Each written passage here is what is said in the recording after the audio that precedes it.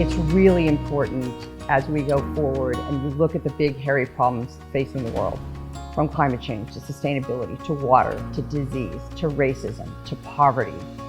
All of those things need our large companies, they need our students, they need our universities leaning in and learning how to disrupt those things, learning how to experiment and be agile and put their best foot forward in an attempt to change the world.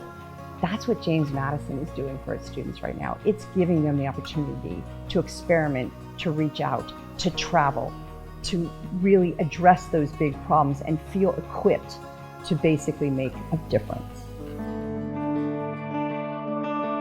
I came to JMU pretty young. I had just turned 17 years old. I had a lot of maturing to do, and I found JMU to be an amazing place for me to develop as a person, both intellectually, but also socially, academically, community service-wise, all these other things. So for me, it was 4 tremendous years of personal growth and really allowing me to be in a position to become the man I've become.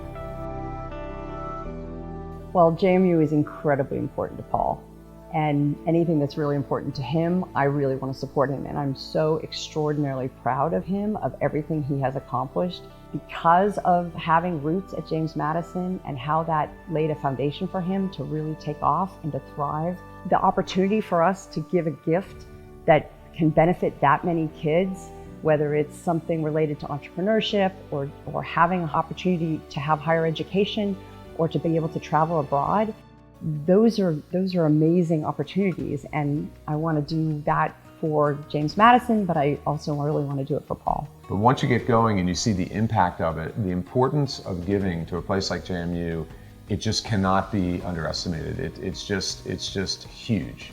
The reality is it's our partnership that allows us and puts us in a position to be able to do these things. And this is a perfect kind of illustration of that partnership, and I'm just very grateful that she's willing to join me on this part of the JMU journey.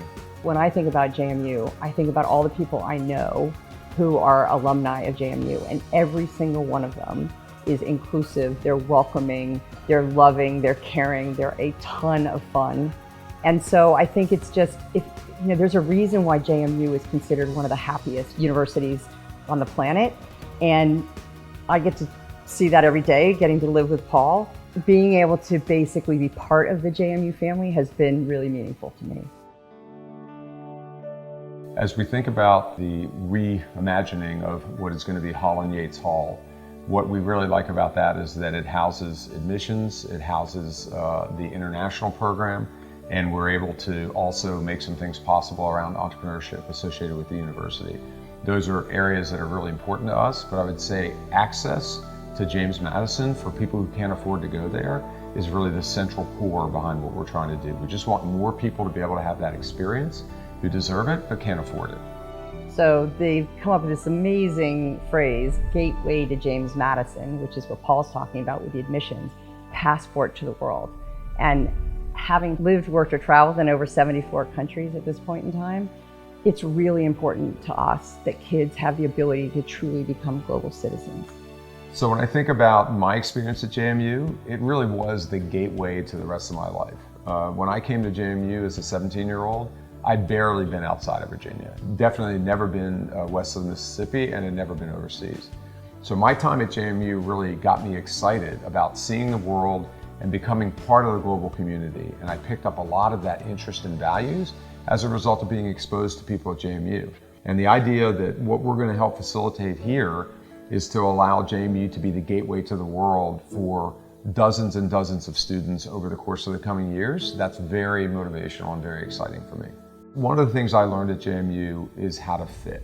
And when I say how to fit, it's not to fit in. It's not necessarily just conformity from that perspective, but it's to find a way to take your individual superpowers and make them part of a team and make them part of a group.